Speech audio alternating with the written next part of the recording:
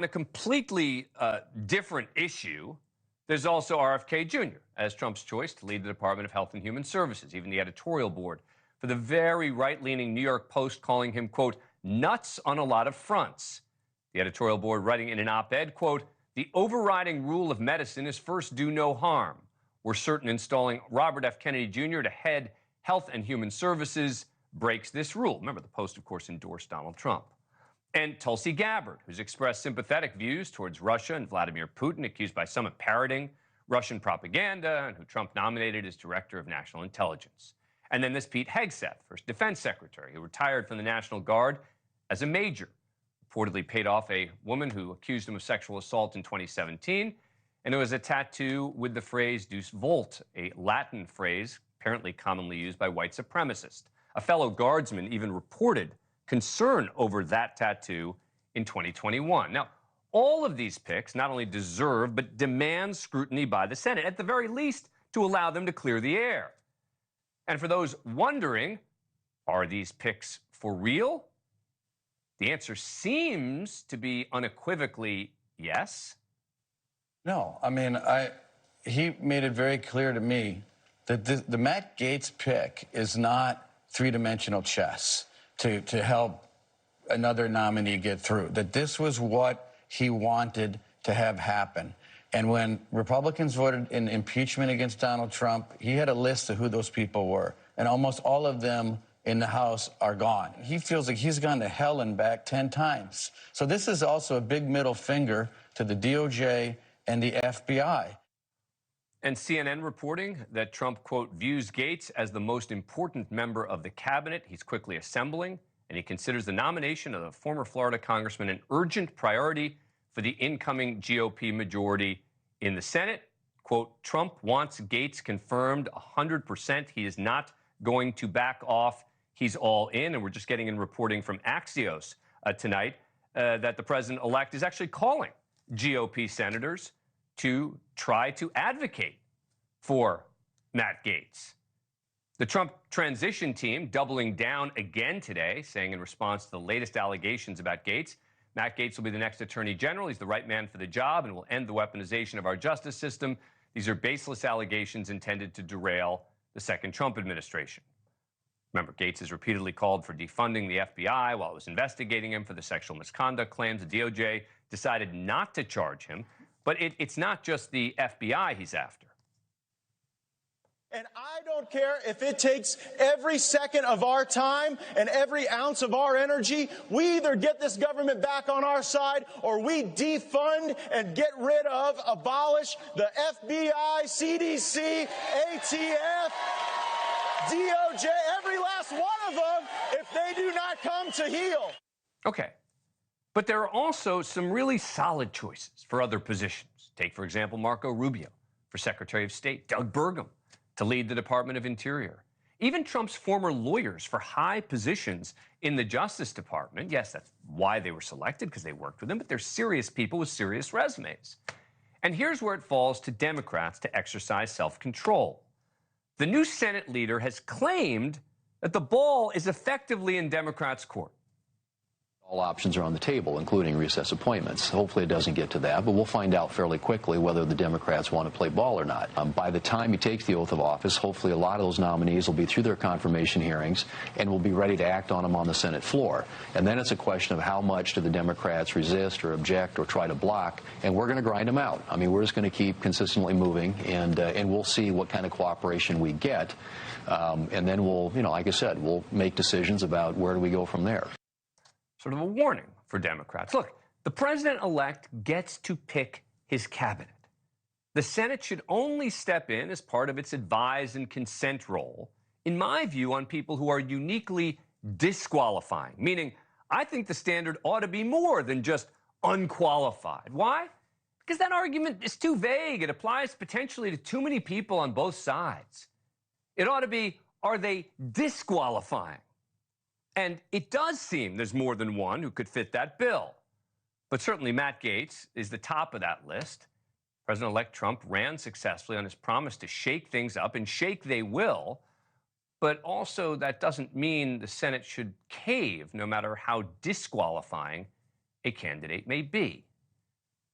Joining me first is Congressman Glenn Ivey, a Democrat from Maryland and member of the House Ethics Committee. Republican Representative Tim Burchett of Tennessee will join us in a moment.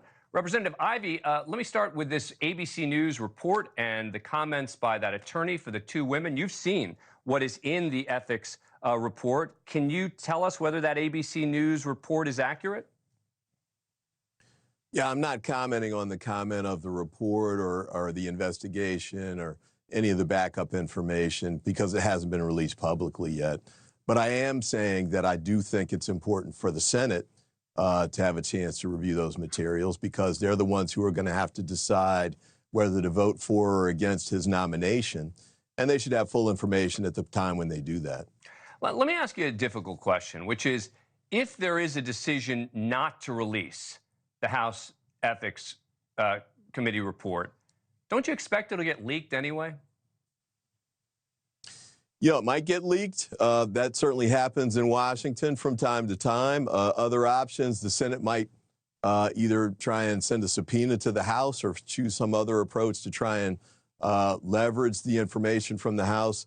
Another option is that they could try and get the information directly from the original sources, like the Department of Justice or the civil case that's pending. So they've got options, but at the end of the day, I think it's important for them to get the information they need. They need to get to the bottom of this before they have to cast votes on whether he should be the Attorney General for the United States of America or not. And while I understand why you don't want to talk about any of the details, is it fair to say that what is in that report you think is very relevant in assessing whether Matt Gaetz should become Attorney General? I think it's important for the senators to see it and they can decide for themselves. You might have senators that look at it, and you've heard some public comments already that disparage the information that they think may be in there. You've heard some others who say maybe it's on target. But at the end of the day, the 100 senators who are going to have to cast that vote, they should have the chance to look at the information and draw their own conclusions before they cast that vote. All right, let me ask you the other question that I had asked at the top of the show, which is whether Democrats will be able to look past some of the other appointments that they don't agree with, right, but who are clearly qualified, et cetera, not hold those up and strictly focus on the most controversial picks. Obviously, this is a Senate issue, but I guess I'm just asking you your opinion. Do you think that the Democrats in the Senate will be able to do that, which is just focus on the most controversial candidates instead of sort of delaying candidates somewhat across the board?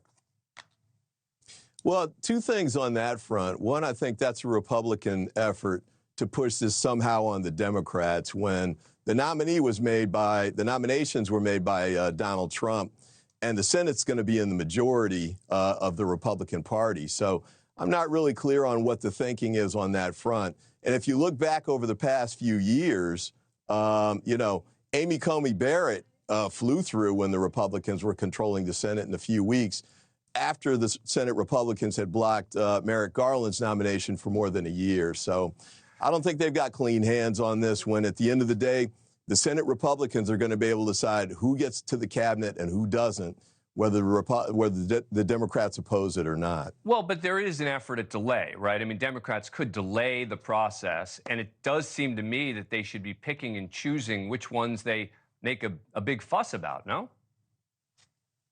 I didn't hear any complaints about Marco Rubio when that came down. In fact, I think there was some degree of pleasant surprise in Washington circles. You mentioned Governor Burgum, too. I think he's another one. I don't really see problems there. But, some of these other ones are just, really surprising in the selection. No matter what the goal is, you could find people who are better qualified and have more experience and expertise than some of the ones he's chosen so far.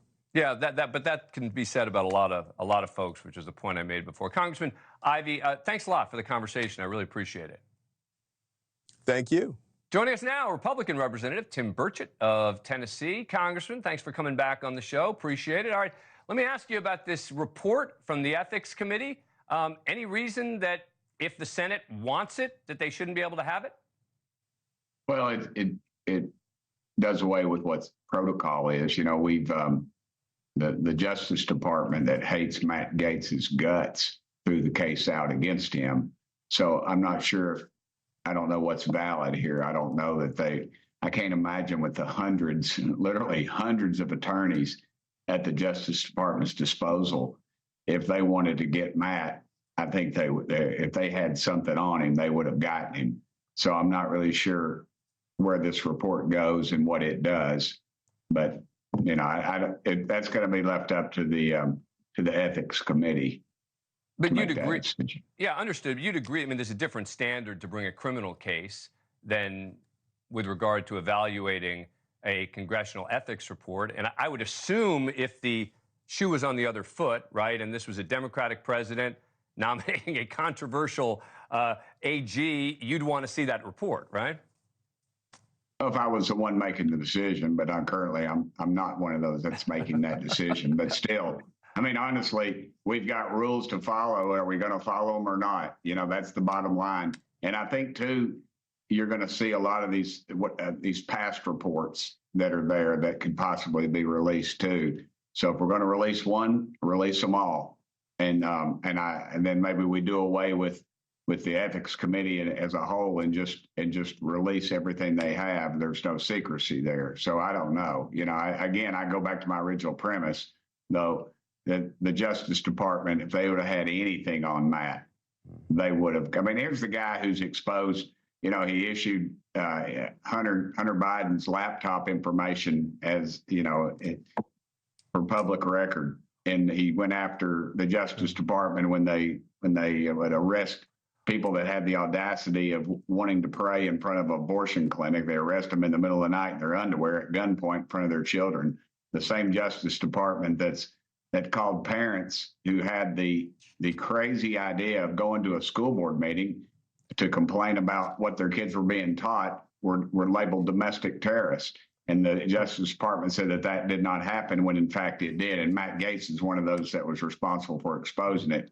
So I dare say if they had anything of any legitimacy on Matt, that would have come out. So it can't possibly have been that despite the fact that they had a witness and maybe more than one who was willing to point the finger at Matt Gaetz, that they decided that maybe A, either they didn't have quite enough, or B, maybe because of who he was, maybe it's not a great idea. There's no way that they could ever potentially get credit for not prosecuting him, right?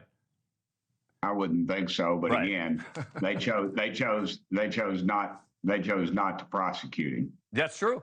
That's true. And I think that's relevant. But again, if that's the case, then I would think that a Republican-led ethics committee report shouldn't be a big issue for him. But let me ask you big picture. I mean, don't you wish, and again, you're going to probably tell me it wasn't your choice, but don't you wish that President-elect Trump had selected some folks, putting aside the good people that he nominated, when it comes to some of these high-profile, controversial nominations, on some of the folks that he hadn't gone this far? No, because I think those issues need to be raised. And in Washington, D.C., everybody wants to call it a swamp, but it's really just a sewer. And it is full of corruptions. Both parties are corrupt to the core. And Donald Trump comes in and he ran on something a little different. And that's why you saw more Hispanics, more Black folks, more folks of color that decided to vote for him. People in suburban housewives voted for him. Different groups voted for him this time because they're fed up with government. They're fed up with a FEMA that gives $1 billion away to illegals when people in Upper East Tennessee and North Carolina are doing without a government that spent $200 billion in Ukraine, and people in Maui are doing without. Still, they have not received their compensation. You know, so and things are clearly out of whack from top to bottom in Washington, D.C. And I'm afraid that's something that the people across the aisle, some of them still don't understand. They lost this election, and elections have consequences, and they're about ready to see those consequences. And one other thing is the Doge, the Doge thing. We haven't talked about that yet, but they're not. Everybody's saying, well, they're not going to operate within Congress. Well, good, because Congress doesn't run this government. It's the shadow government. It's the second, third, fourth tier layer bureaucrats that are unelected that continue to wreck this country, and we don't have the guts to do anything about it because half of Congress is compromised, and the other half doesn't care. Well, there's no doubt there's going to be a major shakeup, and you're right. That's exactly what Donald Trump ran on. The question is whether some of these folks who he has selected to lead that shakeup are the right folks, and that will be the decision of Republicans in the Senate. It won't be the decision of the Democrats. It'll be your party. Look at Mr. Kennedy. I mean, everybody's after him because of the science, yet this is the party that's telling kids that men can have babies, and they're telling us to follow the science. I mean, come on. This thing is out of whack. The Democrat Party has left their base, and that's why they've lost these elections. Congressman Tim Burchett, thank you, sir. Good to see you. Great seeing you, brother. Thank you. Thanks for watching. Go to joinnn.com to find NewsNation on your screen. And don't forget to click the red subscribe button below to get more of NewsNation's fact-driven, unbiased coverage.